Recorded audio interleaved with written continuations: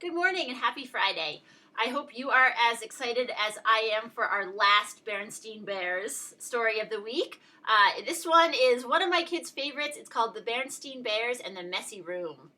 And you can see by the looks on those faces that those bears might be in a little bit of trouble. And I hope your room doesn't look like that. If it does, it's Friday. You have no new instruction today. After you finish your makeup work, go clean that room.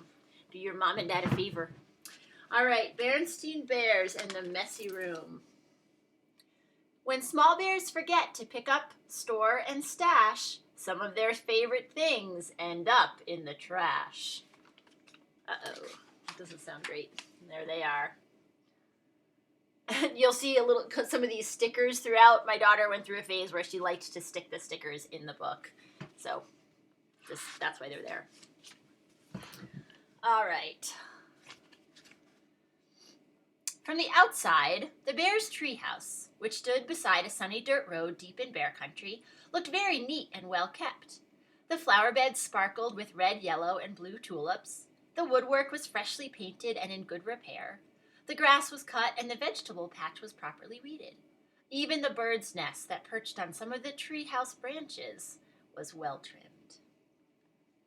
Right, and see, there are some of those funny stickers. The inside of the bear's treehouse was neat and clean, too. The pictures were straight. The piano was dusted. The kitchen was spick and span. Even the basement was neat and clean. And if you think it's easy to keep a treehouse basement neat and clean, well, you've never tried to do it. I can't keep my own basement neat and clean. Can't imagine in a treehouse. Yes, the bear's treehouse was a lesson in neatness and cleanliness, except for one place, Brother Bear and Sister Bear's room. It was a mess, a dust-catching, wall-to-wall, helter-skelter mess. A half-done jigsaw puzzle gathered dust in one corner of the room. A group of Brothers' dinosaur models collected cobwebs in another. Sister's stuffed animals were everywhere. And as for the cub's big storage closet, well, just be careful how you open it. Look what happens to Mama Bear when she opens that closet. I think I have a few closets like that around my house, actually. It wasn't that brother and sister were naturally messy. They tried to keep their rooms straight. They made their beds, most of the time. And they swept and picked up, once in a while. The trouble was that when cleanup time came, they spent more time arguing than cleaning. How am I supposed to sweep with your dumb dinosaur toys all over the floor, argued Sister. They're not toys, they're models, and don't move them. I'm working on a setup of the Pleistocene age, Brother protested. Pleistocene schmeistocene, shouted Sister. Not only was Brother and Sister's room a mess, but Brother and Sister were getting to be a mess too. Always arguing about cleanup chores instead of sharing the job and working as a team. I love Mama's face in that picture.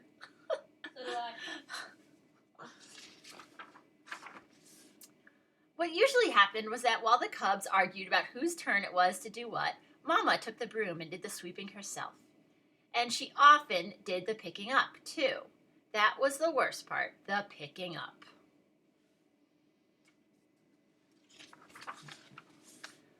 Well, the mess just seemed to build up until one day, maybe it was because Mama's back was a little stiff, or maybe it was stepping on Brother's airplane cement, or maybe she was just fed up with that messy room. But whatever it was, Mama Bear what did she do? She lost her temper. She stormed into the cub's room with a big box. Uh-oh. The first thing we have to do is get rid of all this junk, she said. Junk? Said Brother and Sister, watching in horror as Mama began to throw things into the box. My teddy isn't junk, screamed Sister. My bird's nest collection isn't junk, yelled Brother at the top of his lungs. The screaming and yelling got so loud that it reached Papa, who was in his workshop putting the finishing touches on a batch of chairs that had been ordered by one of his customers. He couldn't imagine what was wrong. He hurried up the stairs and looked into the messy, noisy room. It didn't take a deep thinker to figure out what was going on.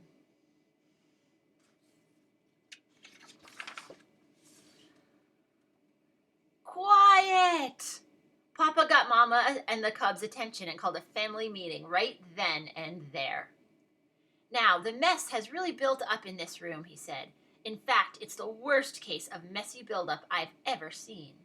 And it isn't fair, he continued. It isn't fair to your mama and me because we have a lot of other things to take care of.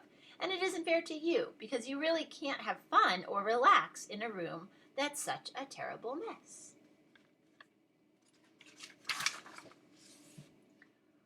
But Mama's putting all my things into that box, even my teddy, said Sister. And my things too, cried Brother. Then Papa got an idea. A box, yes, he said. Better yet, a lot of different kinds of boxes.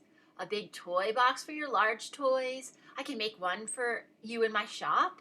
And some smaller boxes for your collections and models. And how about one of those boards with holes and pegs to hang things on, asked Sister. Pegboard, said Papa. Great idea. All this room needs is a little organization. A little organization and a few rules, added Mama. Rules about more sweeping and less arguing, and not leaving things to gather dust and cobwebs. Papa set to work making a fine big toy box and a large pegboard, while the cubs and Mama sorted out toys, books, games, and puzzles and put them into boxes that fit neatly into the closet. Every box was clearly labeled.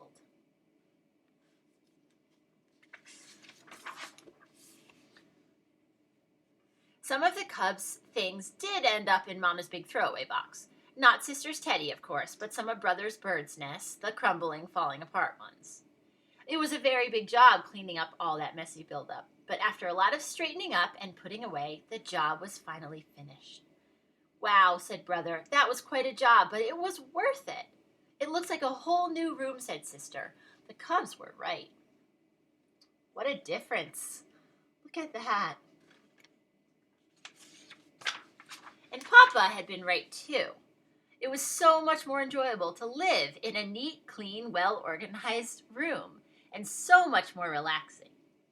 It wasn't as exciting to open the big storage closet now, but it was much more practical and a lot more fun.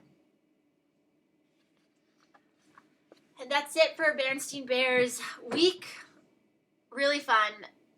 We have a bunch of Berenstain Bears in the library, so when we get back to school in the fall, if you enjoyed these, then ask me where those are and I can show you. All right, have a good weekend. Enjoy your Friday today, and I'll see you back here on Monday. Bye.